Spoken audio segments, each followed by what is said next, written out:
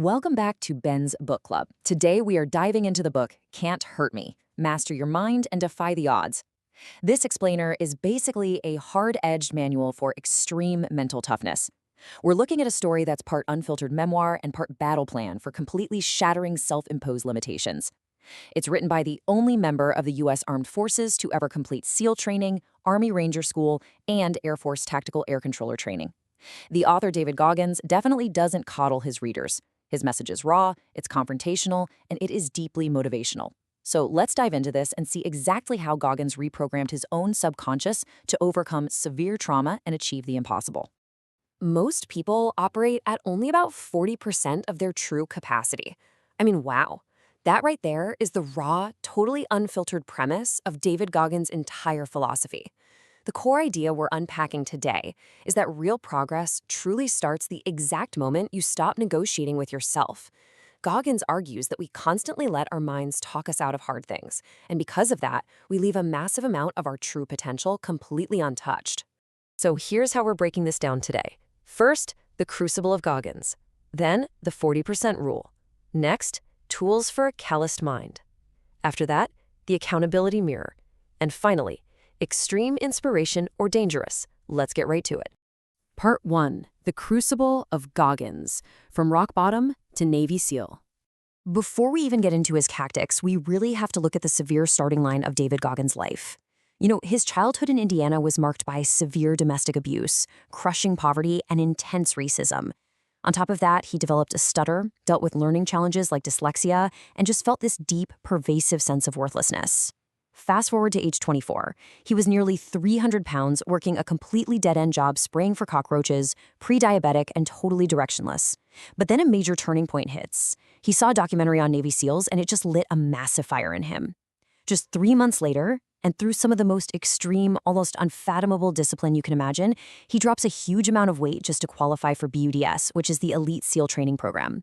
And he absolutely didn't stop there. His later career, he actually survived Hell Week 3 separate times because of severe injuries like fractured knees, and eventually became a fully minted SEAL, a top Ranger graduate, and a tactical air controller. 100 pounds. Seriously, 100 pounds.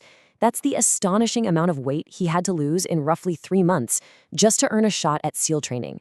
It's an unbelievable physical transformation, sure, but as Goggins argues, that physical change was entirely driven by mastering his mind. Moving on to Part 2, the 40% rule, shattering the artificial ceiling. So this brings us to the psychological barrier that literally stops most of us dead in our tracks, the governor. Think of it kind of like the governor on a car engine, the part that restricts your speed to prevent the engine from blowing up. Well, our brains are totally wired for survival and comfort, designed to protect our bodies from discomfort. The second you feel pain, fatigue, or fear, your brain's governor kicks in and triggers this intense desire to just quit. But here is the absolutely crucial point. This warning system goes off long, long before you ever reach true physical failure. So when your mind is absolutely screaming that you are completely done, that you literally can't take a single step more, you've actually only tapped into about 40% of your capacity.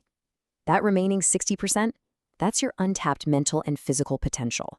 This hidden reserve is basically locked away behind pain and discomfort. Goggins' whole thing is that gradual, consistent overreach pushes you past that initial wall of fatigue, which allows you to shatter that artificial ceiling entirely. Part 3. Tools for a calloused mind. Weaponizing hardship. Okay, so how do we actually unlock that remaining 60%? Well, first, by callousing the mind. Goggins believes that just like your skin toughens up under physical friction, your mind needs repeated voluntary hardship to build a callus against stress. Basically, comfort is the enemy of growth. Next is the cookie jar, which means drawing fuel from your past victories. Then we have taking souls. Now, this is an intense competitive tactic where you weaponize your own struggle. You respond to adversarial situations with such relentless excellence that you thoroughly outwork your competition and just break their will. And finally, the armored mind. This one is all about accepting pain as totally inevitable and even useful, confronting the actual roots of your fear instead of just running away from them. One of the most universally applicable tools here is the cookie jar. When the pain hits and your internal governor is begging you to stop, you mentally reach into this jar for proof that you have survived worse. It's brilliant because you can use your own past victories to power through current, everyday struggles. You don't need to run a 100-mile ultramarathon to use this. Think about a time you overcame a brutal exam, a devastating breakup, or a really stressful project at work. Boom, that goes in the jar, and you reach for it when you need it. Part 4. The Accountability Mirror. No more excuses. This is arguably the most actionable tool we're covering in today's explainer. It focuses on absolute radical ownership and, well, really unfiltered self-assessment. Here's how it works. Step 1. Stand before a mirror and face your absolute deepest flaws and insecurities. Step 2 is where it gets highly practical. Write down the brutal truths and your goals on sticky notes and smack them right there on the glass. Step 3, stop the soft self-talk and take total ownership of your life. Soft self-talk, according to Goggins, is exactly what keeps people stuck. When he decided to change his own life, he faced himself in the mirror and openly acknowledged that he was overweight, uneducated, and directionless. Those notes on the mirror, they hold you accountable every single day. So I want to challenge you right now. Could you abandon your soft self-talk and confront your own reflection with that level of unfiltered candor? Part 5. Extreme inspiration or dangerous? The applicability debate. Now, as an explainer of this material, it's really vital that we step back and neutrally question the line between building resilience and, well, crossing over into self-harm. On the pro side, the core viewpoint is that unmatched grit is absolutely necessary to break generational curses and achieve true greatness. The practical application here is all about radical ownership and constantly pushing past those comfort zones. However, if we look at the critical perspective, the major concern is that glorifying self-harm is just an unsustainable practice. Critics are quick to point out the very real risks of severe injury and burnout. For example, Goggins famously ran a 24-hour, 100-mile ultramarathon in San Diego on broken bones while going into actual kidney failure, with zero prior ultramarathon training. Medical voices and fitness experts often use this as the prime example of crossing the line into pretty reckless territory. So we really have to ask the question, is trauma as fuel, meaning using pain to drive relentless excellence, actually a sustainable lifelong strategy? Or does it eventually demand balance, recovery, and professional healing? Framing trauma purely as fuel might overlook our basic need for profound inner healing.